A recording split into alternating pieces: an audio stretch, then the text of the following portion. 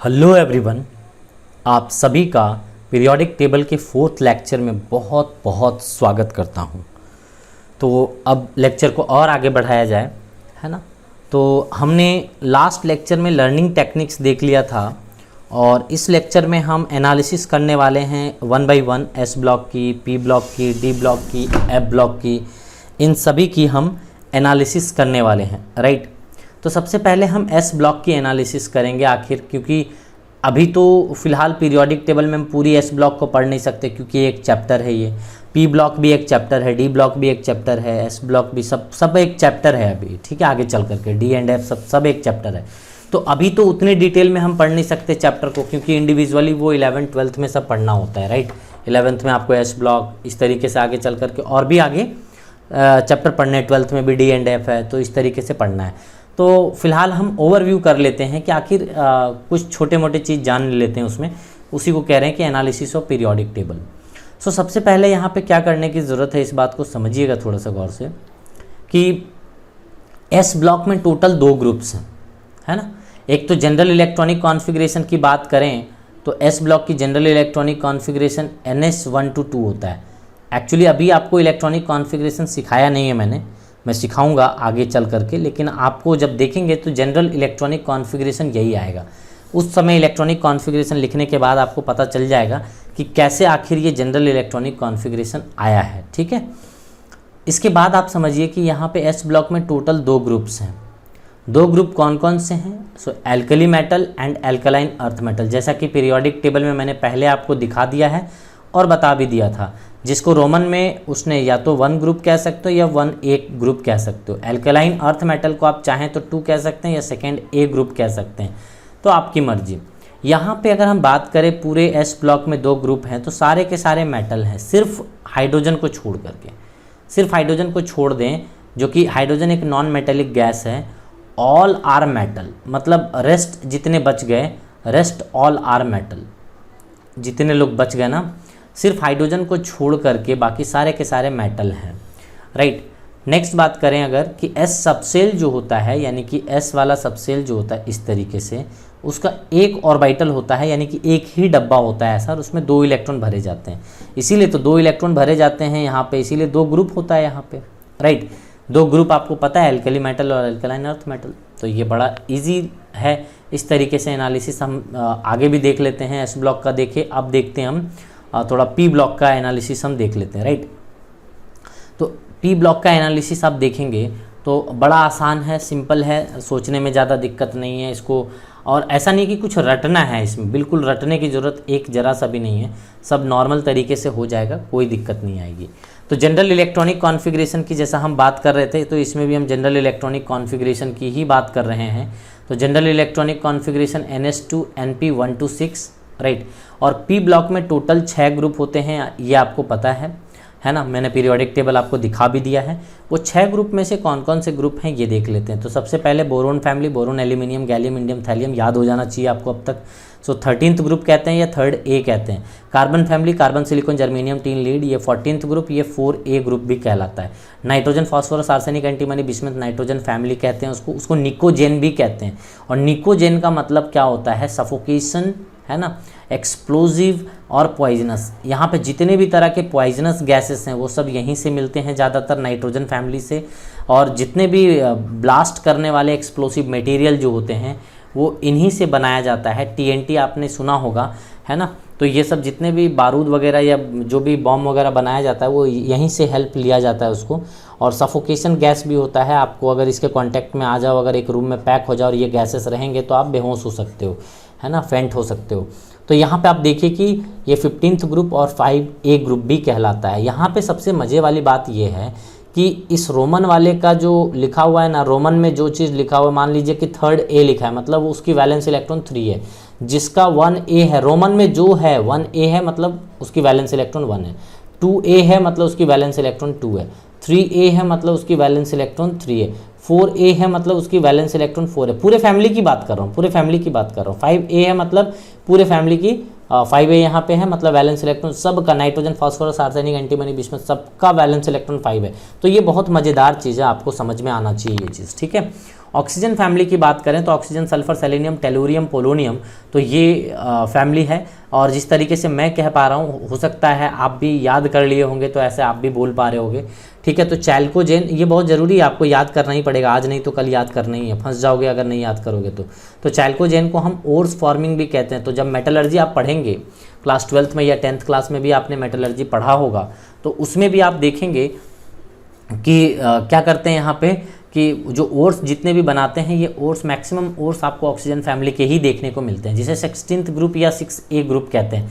तो 6A group मतलब valence electron oxygen, sulphur, selenium, tellurium, polonium का यहाँ पे वैलेंस इलेक्ट्रॉन 6 होगा, ये फिक्स हो गया, राइट। फ्लोरीन फैमिली की बात कर लेते हैं, यानी कि हैलोजन उसको कहते हैं। हैलोजन का मतलब होता है सॉल्ट फॉर्मिंग एलिमेंट। तो सॉल्ट फॉर्मिंग एलिमेंट मतलब 17th ग्रुप या 7th A ग्रुप हम इसको कह सकते हैं, राइट। इसी तरीके से हम बात कर लेते हैं नोबल गैसेस की। तो नोबल गैसेस को 0 ग्रुप भी कहते हैं, इनर्ट गैसेस भी कहते हैं, 18th ग्रुप भी कहते हैं। तो ये सारे नाम यहाँ पे लिखे हुए हैं, नोबल गैसेस को inert gases, 18th group, 0 group, या आप जो भी चाहें वो कह सकते हैं इसको, ठीक है। तो इतने नामों से ये जाना जाता है।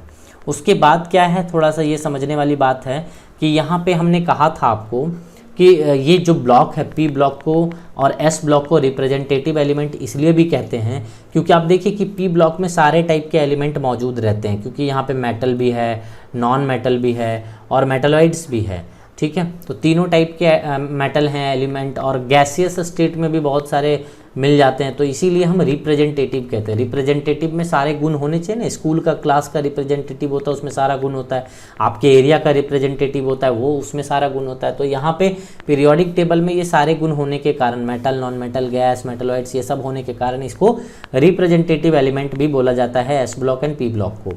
मेटलॉइड्स मैंने बोला था, मैं याद करा दूंगा। मेटलॉइड्स कहते हैं किसको हैं, जो मेटल और नॉन मेटल के बीच की प्रॉपर्टी को शो करता है, उसको मेटलॉइड्स कहते हैं। इसको याद करने का तरीका आप देख लीजिए, है ना। सिंह जी, आशा सब तेरे पास अटके हैं क्या, यानी कि silicon, germanium, tin, lead, tellurium, polonium, astatine, है ना। ये मैंने एनसीईआरटी के ले रखा है, मैं आपको दिखा भी दूंगा अभी थोड़ी देर में कि सिलिकॉन, जर्मेनियम, टीन, ये सब silicon, germanium, arsenic, antimony, tellurium, polonium, astatine, ये एनसीईआरटी में ये 7 गिवन है ना। दिस इज 1 2 3 4 5 6 एंड 7, यही 7 दिए हैं, ठीक है। बहुत लोग बोरोन को लिख देते हैं, वो गलत है, मतलब एनसीईआरटी इतना ही कहता है, इसीलिए मैं इतना ही लिखा हूँ। Next, P subshell consist of 3 orbital, यानी कि पी का देखोगे तो 3 ऑर्बिटल होता है, पी के 3 ऑर्बिटल होने के कारण वहाँ पे 6 इलेक्ट्रॉन्स होते हैं, और इसीलिए आपको पता है कि यहाँ पे पी ब्लॉक में टोटल 6 ग्रुप है, राइट। तो ये था अपना पी ब्लॉक की एनालिसिस। अब हम आते हैं डी ब्लॉक के तरफ। तो सबसे पहले उसी तरीके से हम देखेंगे, जनरल इलेक्ट्रॉनिक कॉन्फ़िगरेशन देखेंगे। तो जनरल इलेक्ट्रॉनिक कॉन्फ़िगरेशन की बात करें तो n-1 D1 to 10 है ना, और NS1 to 2 हो सकता है, 1 और 2 हो सकता है, एक्सेप्ट पैलेडियम। पैलेडियम में क्या होता है कि 5s 0 हो जाता है और 4d 10 हो जाता है। आखिर में लास्ट में इलेक्ट्रॉनिक कॉन्फ़िगरेशन जब मैं आपको सिखाऊंगा तो आपको ये सब फील आएगा, मतलब इलेक्ट्रॉनिक कॉन्फ़िगरेशन इसके बाद हम सीखेंगे। पहले हम इंट्रोडक्शन पार्ट वाला देख लेते हैं थोड़ा, उसके बाद मैं इलेक्ट्रॉनिक कॉन्फ़िगरेशन बड़े अच्छे तरीके से आपको बताऊंगा। और वो आपका मोस्ट ऑफ द इम्पॉर्टेंट चीज़ जो है वो इलेक्ट्रॉनिक कॉन्फ़िगरेशन है, वो आगे चल करके क्लियर हो जाएगा अपने आप। बस अभी आप इसको लिख लीजिए, नोट कर लीजिए, नहीं भी समझ में आ रहा है तो कोई दिक्कत नहीं है। तो ये वाला मैं आगे चल करके आपको इलेक्ट्रॉनिक कॉन्फ़िगरेशन लिखाऊंगा, तो आप अपने आप कर लोगे। तो this is exceptional case due to, इसको हम यहाँ पे ट्रांजिशन मेटल भी कहते हैं। So why we call it transition. Transition का मतलब होता है incompletely filled D orbital.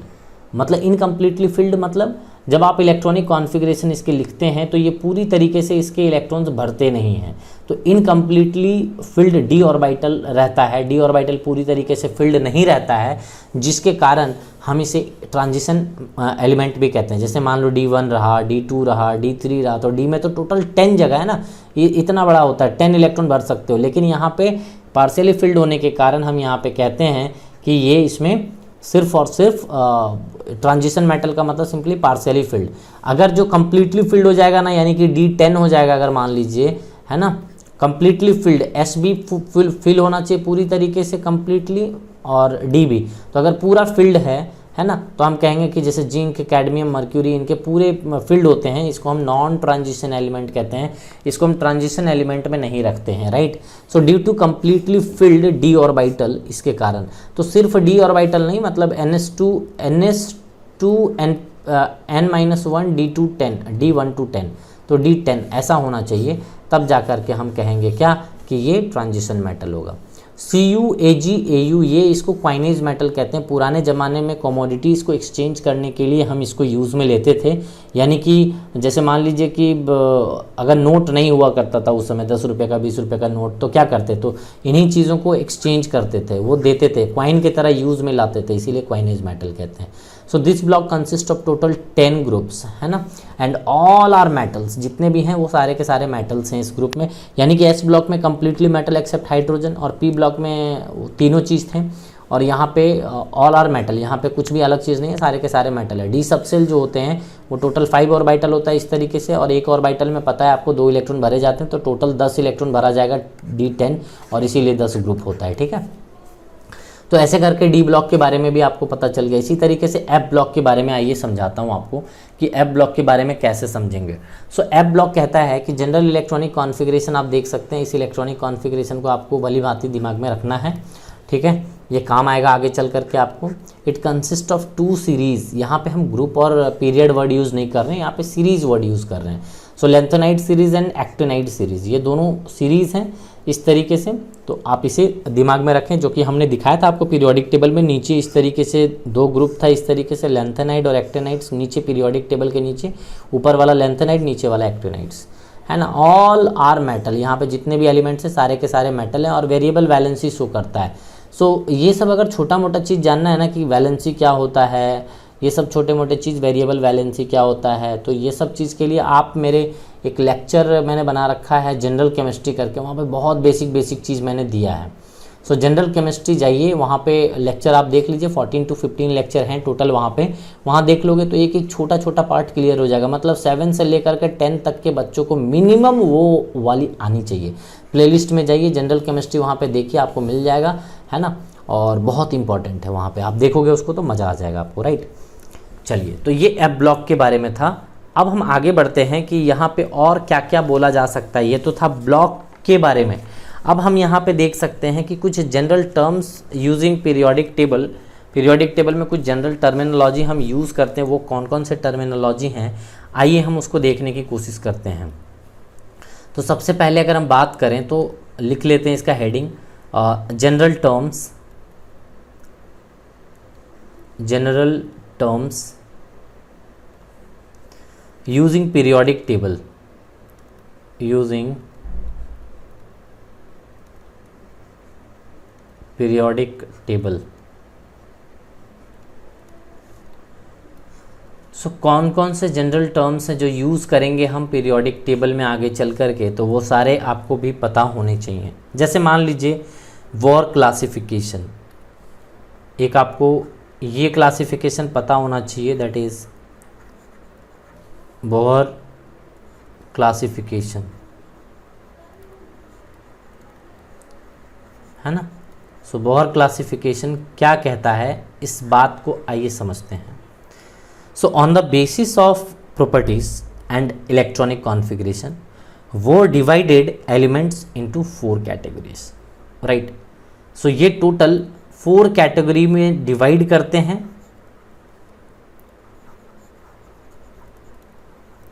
4 category में पूरी पीरियोडिक टेबल को डिवाइड करते हैं, किसके बेसिस पे, ऑन द बेसिस ऑफ, है ना, बेसिस क्या है, प्रॉपर्टीज, राइट, और दूसरा इलेक्ट्रॉनिक कॉन्फ़िगरेशन। इन दोनों के बेसिस पे, है ना, बेसिस अपना यही है। सो इन दोनों के बेसिस पे इन्होंने 4 कैटेगरी में डिवाइड करा है। Number one is inert gas, inert gas, ठीक है, इनर्ट गैस इन्होंने पहला बताया। दूसरा इन्होंने कहा नंबर 2, दैट इज नॉर्मल और we can say representative element, representative element, ठीक है, ये चीज़ हो गए। एंड थर्ड वन की अगर हम बात करें, नंबर 3, इसको बढ़ा देते हैं नीचे की ओर,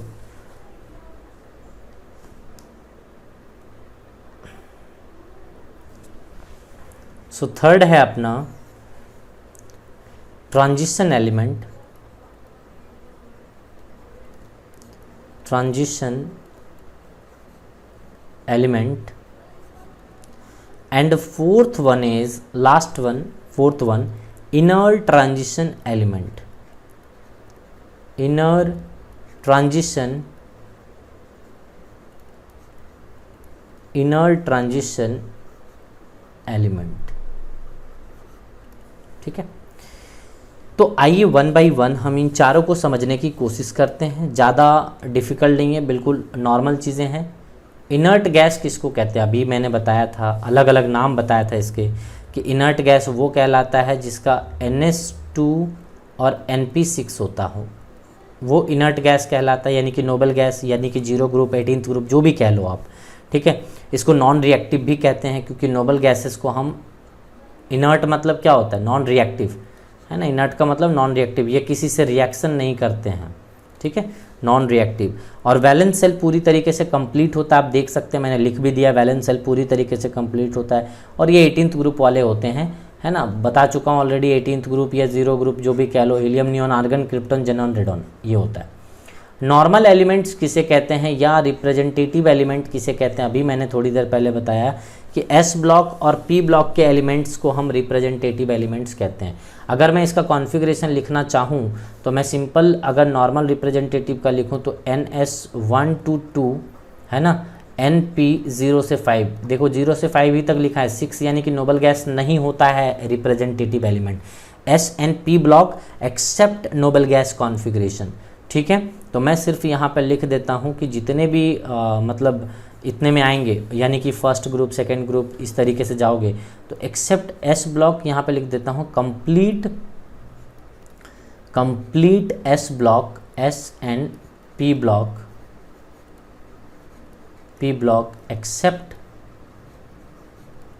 एक्सेप्ट क्या हो जाएगा, noble gas, except noble gas.